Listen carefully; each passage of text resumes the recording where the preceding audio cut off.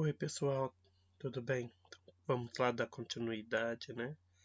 Na verdade, vamos iniciar nossas gravações. Lembrando que hoje a gente vai trabalhar o caderno do aluno. São Paulo faz escola, certo? Que é esse aqui, o do 7º ano. Se alguém não tem esse caderno ainda, ele é retirado na escola.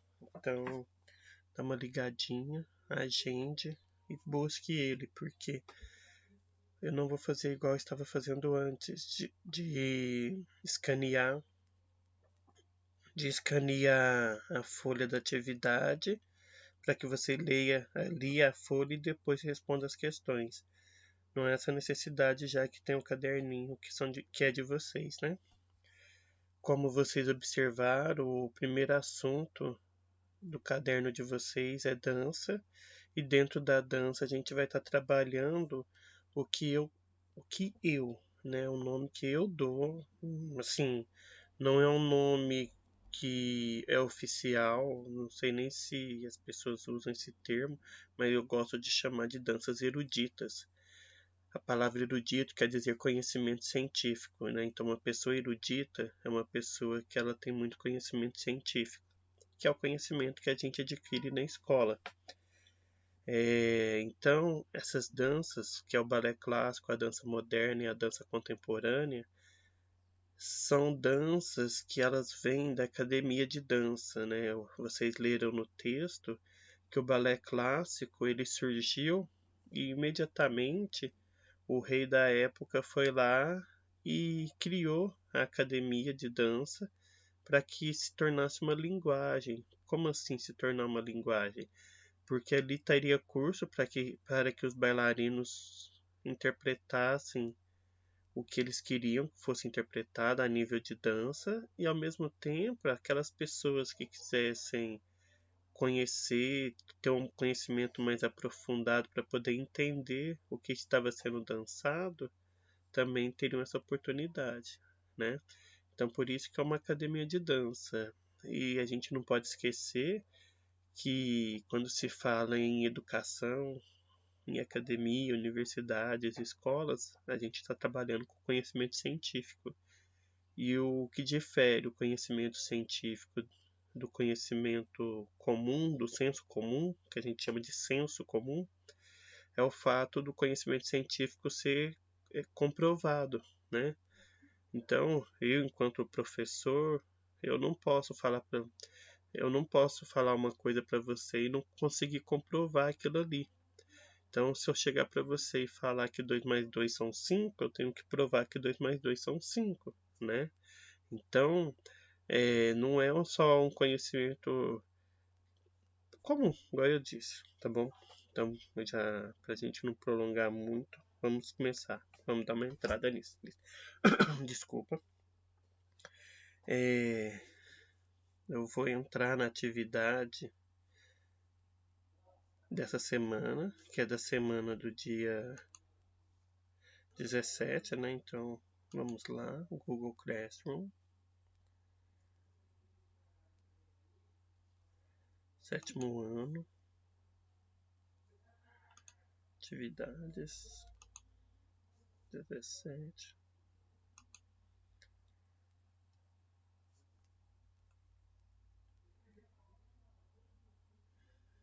O primeiro vídeo que eu lancei, eu aconselhei vocês a, quando for fazer uma leitura, antes de já ler o texto, já ler as perguntas, para que quando você ler o texto, você já lê focado em responder as questões que foram propostas para vocês, né?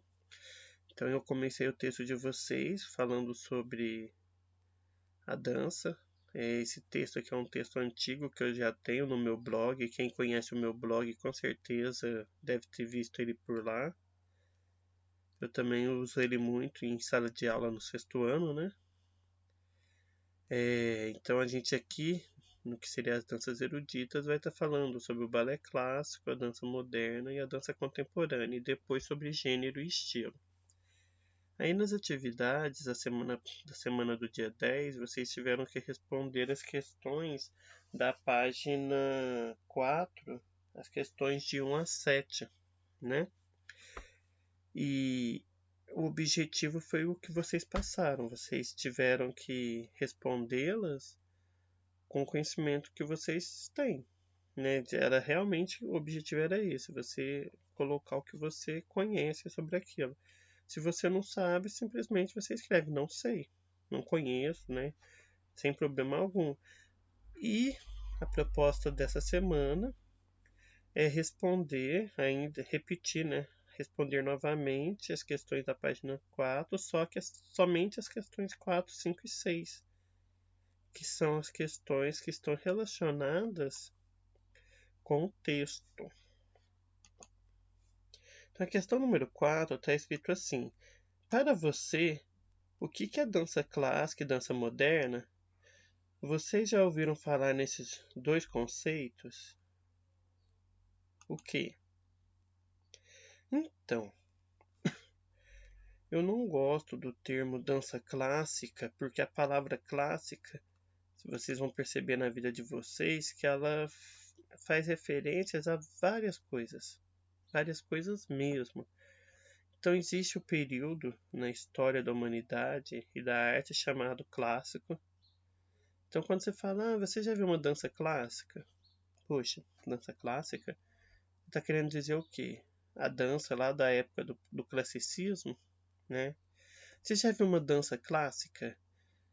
O termo clássico também quer dizer algo que se eterniza. Por exemplo, os Beatles é uma banda clássica, uma banda que vai eternizar, já está se eternizando. Elvis Presley é a mesma coisa. O próprio balé, né, o balé clássico, ele é eternizado. Ele sempre vai existir, sempre a gente vai ouvir falar dele. Coisas que não acontecem com outros tipos de dança. Então, é uma coisa pessoal minha, eu não gosto desse termo, mas como foi usado, a gente interpreta e responde, né? Então, para você, o que é dança clássica? Ou seja, o que é o balé clássico? E dança moderna, né? Vocês já ouviram falar nesses dois conceitos? O que? Ou seja, o que vocês já ouviram falar desses dois conceitos, né? Então aqui é simples, você vai vir aqui no texto e responder. Ah tá, dança clássica. O balé clássico é uma dança que surgiu, né, no século XV, lá lá lá lá lá lá lá lá lá. Como eu sempre falo para vocês, gente, cópia dá mais trabalho do que escrever com as próprias palavras. Então, se você tem dificuldade de escrever frases, de interpretação, por mais que você copie, né, fique copiando, se esforce e aproveita essa oportunidade para fazer resumo, né? Porque senão vai ficar muito grande. Bom, o que é a dança clássica? A dança clássica, o balé clássico, é uma dança que surgiu no século XV e que no reinado de Luís XIV, que até criou a Academia de Música e Dança. Aí é uma dança que conta uma história, né? E através dos movimentos corporais e pronto.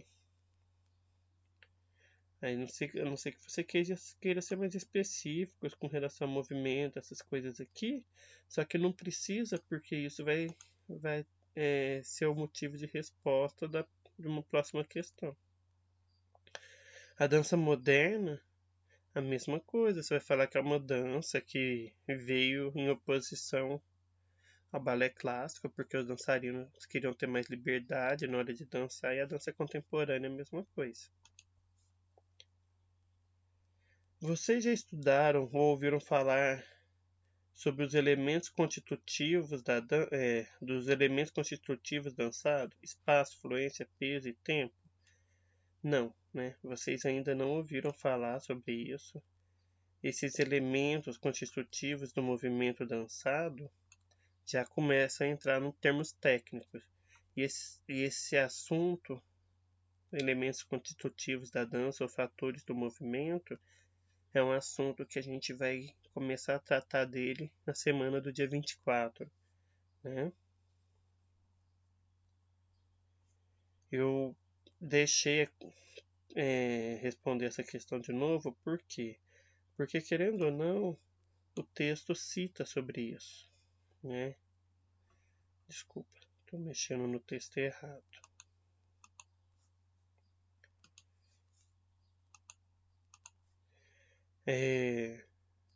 Quando fala em torções, encaixe, desencaixe, aqui já começa a falar dos movimentos dançados, né? A questão de fluência, certo? Então, querendo ou não, já foi falado, já está sendo falado sobre isso.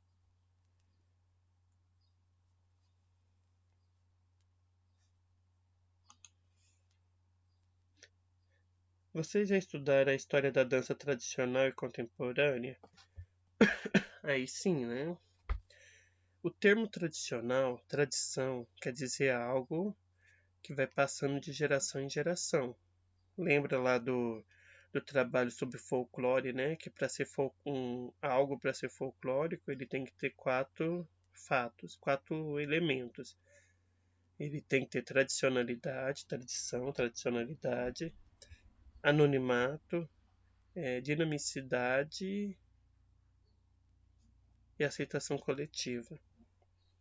Não, desculpa, de cabeça assim agora eu não estou lembrando, né? Mas, no caso aqui, a questão da tradição está sendo citada e tem lá. Então, tradição é aquilo que é passado de geração em geração. No caso dessas 3 danças, a dança tradicional seria o balé clássico, certo? E dança contemporânea é a dança, que no caso lá é a última, é a dança. Como que eu vou explicar para vocês? É o seguinte, a palavra contemporâneo quer dizer dos dias de hoje. Então, quando vocês tiverem filho, aí você está lá em casa, seu filho te traz um livro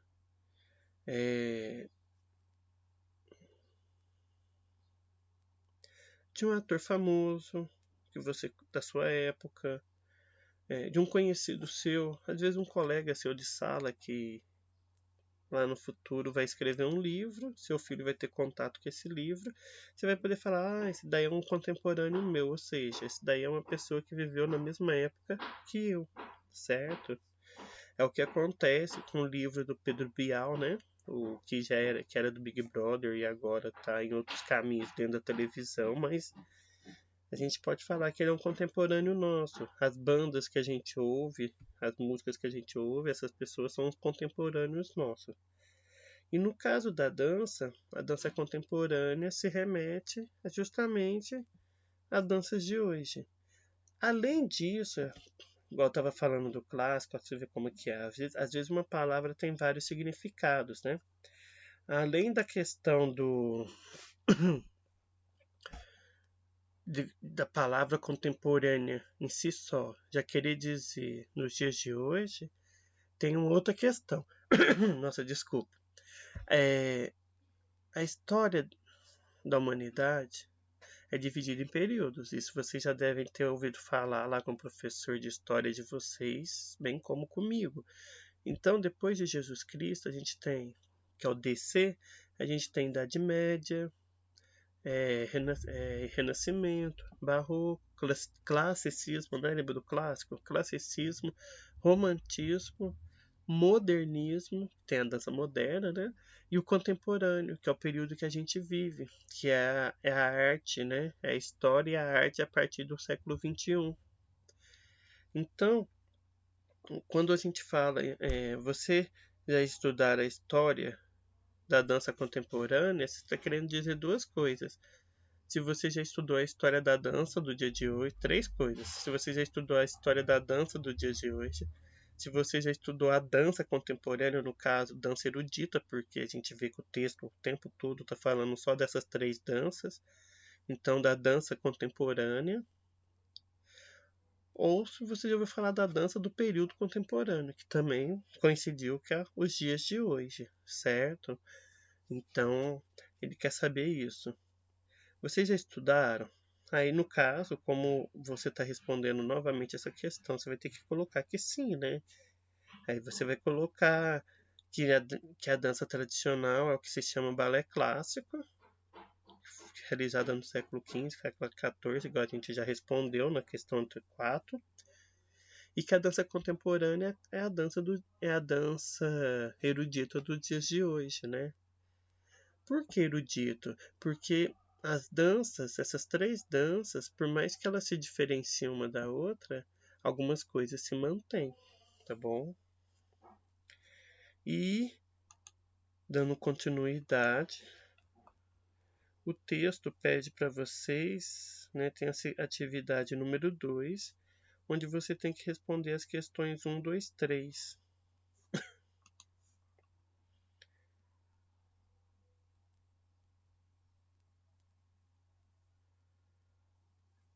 Como são os movimentos, quais adjetivos podemos dar a eles? Aí você pode colocar que eles são leves, alegres, pesados. Por quê? Por que eles são leves, alegres, pesados? Porque essa coreografia pediu isso, né? Então vai ter as imagens da dança, não sei. Aqui eu estou com. Aqui eu estou com o caderninho do professor, então por isso que está diferente do de vocês. Esse movimento, ele é alegre, demonstra peso, né? Leveza. Aqui no caso eu acredito, eu interpreto como movimentos leves. Já que não. Aqui sim você pode perceber que eles querem transmitir uma ideia de derrota, de peso, né? De movimento pesado, triste. Então, inicialmente essas questões vão ser respondidas assim, tá? Como são os movimentos? Se você puxou aqui do texto, né? Que os movimentos são isso aqui,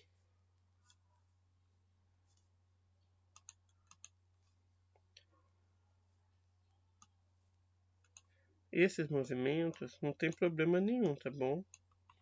Porque sim, querendo ou não, os movimentos citados no texto são interpretados por elas, ou por eles, né? No caso aqui acredito que sejam só mulheres.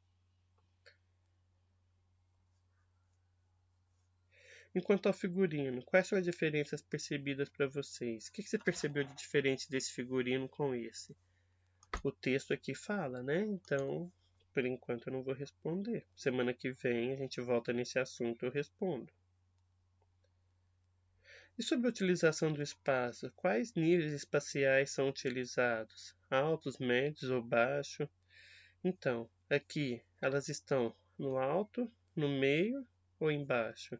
Aqui elas estão no alto, no meio ou embaixo? Certo? Aqueles elementos lá das questões iniciais que ela perguntou se você conhece os elementos do movimento dançado, é que ela volta nesse assunto, né? Elemento, espaço, alto, meio e baixo. Como eu disse, na semana do dia 24 a gente vai tratar desses assuntos de forma mais detalhada, tá bom? Bem, pessoal, por hoje é isso. Muito bom estar criando esse novo contato com vocês.